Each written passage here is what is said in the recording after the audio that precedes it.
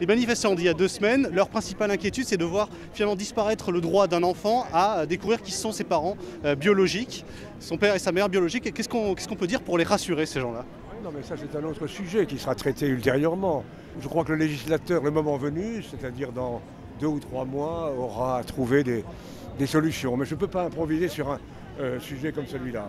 Ouais, je vais vous répondre très simplement. Quand vous faites une adoption, les enfants ils savent que leurs parents ne sont pas leurs parents biologiques. Donc que ce soit un couple hétérosexuel ou un couple homosexuel, c'est exactement la même problématique. Donc la question de l'accès aux origines, elle se pose pour tout le monde, que ce soit des couples hétérosexuels ou des couples homosexuels qui adoptent des enfants. Alors, il y a 2 choses. La première, c'est que le corps du texte, c'est avant tout sur le mariage. C'est-à-dire la possibilité d'un homme, d'une femme, avoir le droit de se protéger dans leur vie, mais aussi si l'un d'entre eux décède. Et ça, c'est le mariage, ça n'a rien à voir avec la parentalité.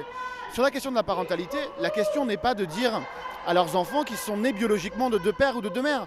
Il y a plein de familles aujourd'hui avec une maman qui est par exemple toute seule et qui explique malgré tout à son enfant qu'il a bien un papa mais qui n'est pas là. Il y a plein de familles recomposées où on explique ces choses-là. Les enfants sont des êtres intelligents à qui on peut expliquer ces choses-là. Il y aura ses parents affectifs, ses parents qui assurent son éducation, mais qui évidemment viendront de parents biologiques.